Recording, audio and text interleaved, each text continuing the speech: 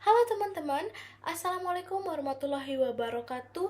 Om Swastiastu, Shalom, Namo Buddhaya, dan salam kebajikan untuk kita semua. Nah, pada video kali ini saya berkesempatan untuk membawakan materi tentang film Moluska. Namun sebelum lanjut ke materi, ada pepatah kan yang mengatakan bahwa tak kenal maka tak sayang. Jadi, pada kesempatan kali ini saya tidak sendirian teman-teman. Saya ditemani oleh dua orang rekan saya yang sangat cantik-cantik dan luar biasa.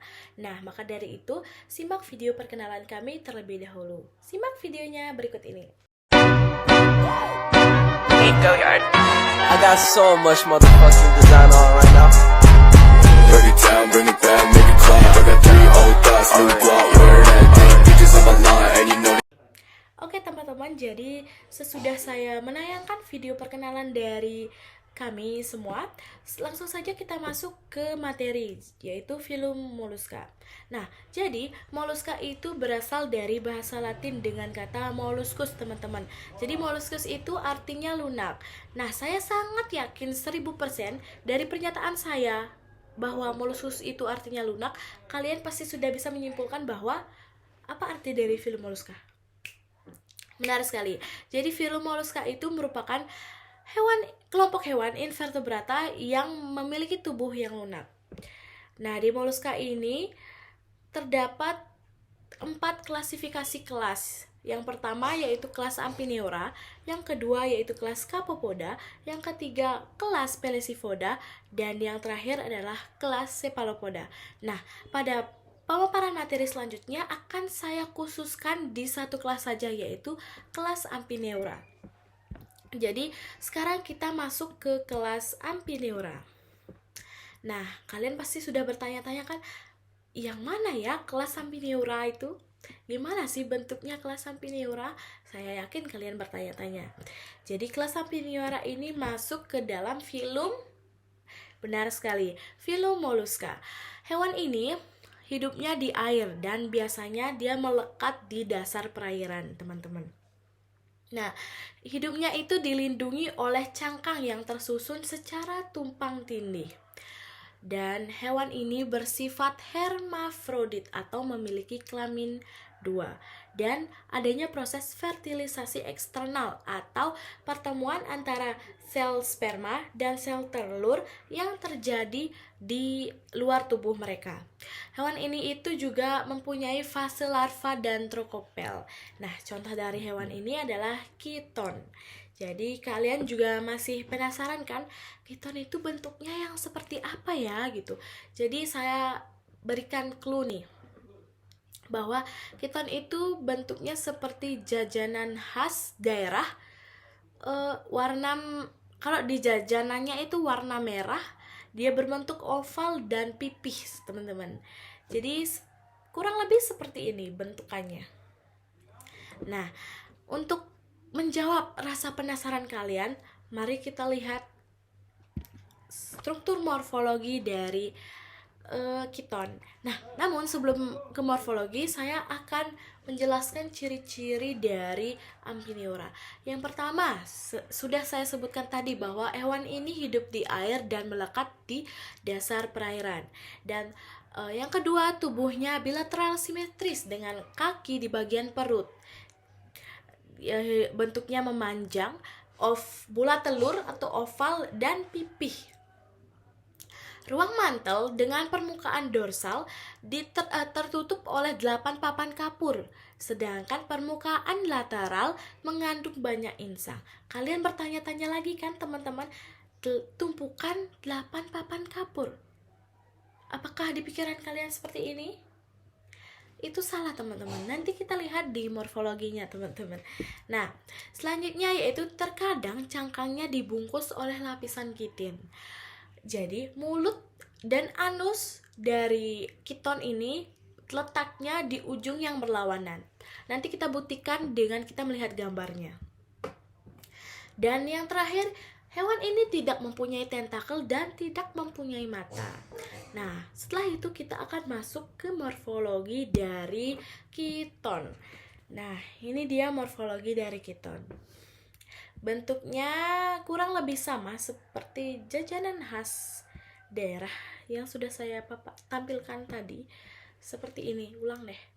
Ya. Jadi jadi 8 susunan papan kapur itu merupakan kulit dari kiton ini. Nah, di luar kulit itu ada korset.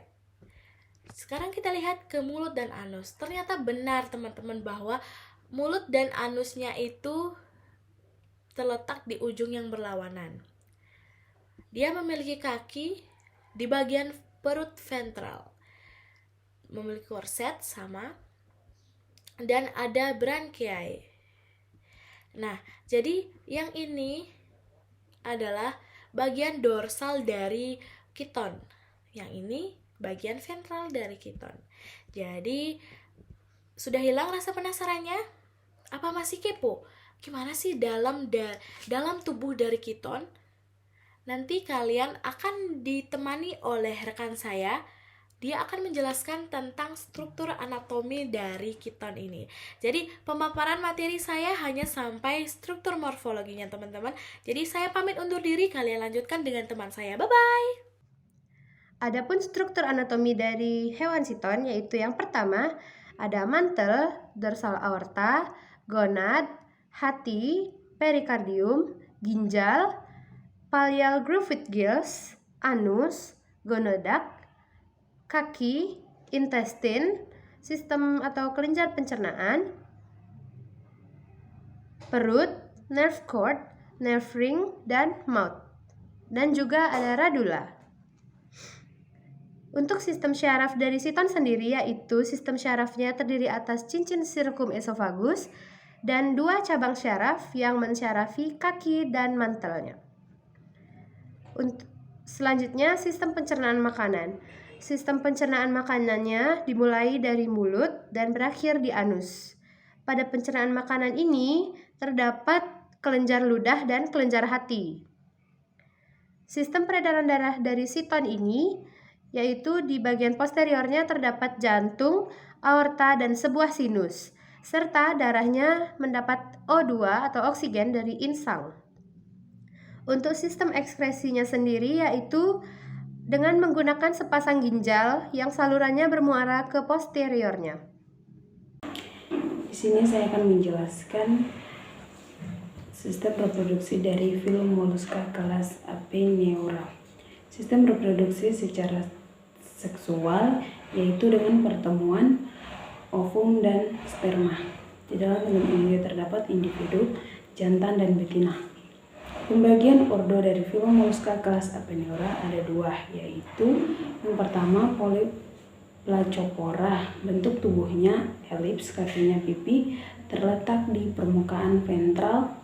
Bagian dorsal kompleks ditandai adanya keping kapur. Pada batuan-batuan, sendi antara keping-keping kapur dapat dibengkokkan sedemikian rupa sehingga tubuhnya dapat dibulatkan seperti bola. Contoh spesiesnya adalah Coelopleura apiculata atau chiton. Yang kedua adalah Aplacophora.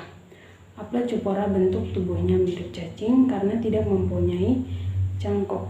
Kakinya rudimenter atau hilang sama sekali. Radula juga banyak mengalami kemunduran. Insan terletak di daerah cloaca. Jenis tertentu hidup di antara karang dan hydrozodria yang lain dan memangsa polip. Beberapa ahli zoologi memasukkan ordo ini ke dalam suatu kelompok. Cacing primitif. Contoh spesiesnya adalah Neomenia corinata yang terdapat di lautan Atlantik.